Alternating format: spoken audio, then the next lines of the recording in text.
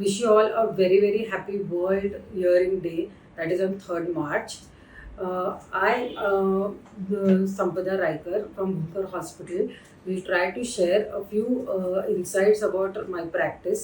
As in लहान मुलं specially आजकाल पटकन हिअरिंग लॉस डिटेक्ट होणं गरजेचं आहे, कारण या हिअरिंग लॉस जो डिटेक्ट होईल त्याच्यावरती पुढची ट्रीटमेंट आणि पुढचं इंटरव्हेन्शन अवलंबून आहे. सो जितकं हे लवकर डिटेक्ट होईल तितकं पुढची लाईन ऑफ ट्रीटमेंट पटापट करता येते.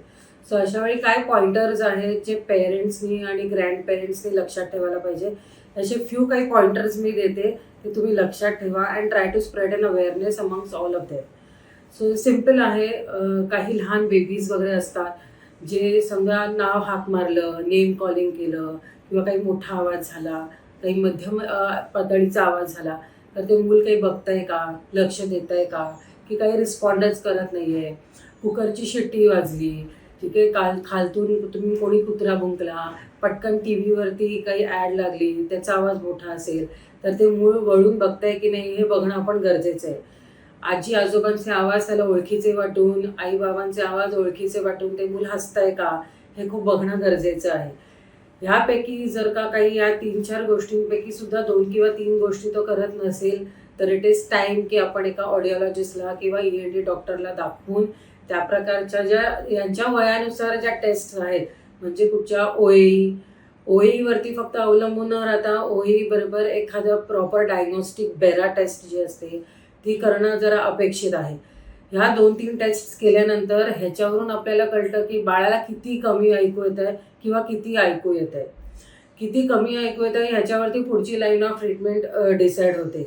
बऱ्यापैकी जर बाळाला ऐकू येत असेल तर थोडीशी ट्रीटमेंट करून लाईक हिअरिंग एड्स वगैरे योग्य प्रकारचे लावून त्याच्यानंतर सुद्धा एका फॉलोअपवरती ठेवून त्या बाळाला किती फायदा होतो आहे, आवाज देऊन तो बाळ किती रिस्पॉन्ड करतो आहे आवाजांना, हे प्रॉपर लॉंग 1-2-3 महिन्याची ट्रायल घेऊन मग आपण डिसाईड करू शकतो. ज्या मुलांना हिअरिंग एडनी सुद्धा अपेक्षित असा फायदा होत नसेल तर त्यांच्यासाठी कॉक्लिअर इम्प्लांट ही एक चांगली सर्जिकल इंटरव्हेन्शन आपल्याकडे आता अवेलेबल आहे, जेणेकरून विथ इंटेन्सिव्ह थेरपी त्या मुलाला ॲब्सोल्युटली नॉर्मल ऐकू येतं आणि नॉर्मल ऐकलं तर तो नॉर्मल बोलू शकतो. पण फक्त ऑपरेशन करून फायदा होत नाही, ह्याच्यासाठी रिगरस थेरपी पुढच्या 3 ते 4 वर्षांची करणं अपेक्षित आहे. ती करणं गरजेचं आहे, कारण ते जर होत नाही तर तुम्हाला डिझायर्ड रिझल्ट्स मिळत नाही.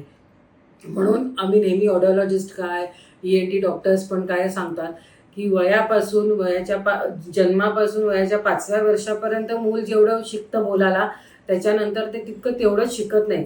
त्यामुळे हे जितकं लवकर करता येईल तितकं त्याचे फायदे आपल्याला खूप चांगले मिळतात. मग ह्याच गोष्टीसाठी जो वेळ लागतो तो पण कमी लागतो. जितकं तुम्ही वेळ काढणार त्याच्यानंतरची जी प्रोग्नॉसिस आहे त्या बाळाचा तो तेवढा राहत नाही. आता हे झालं लहान मुलांचं.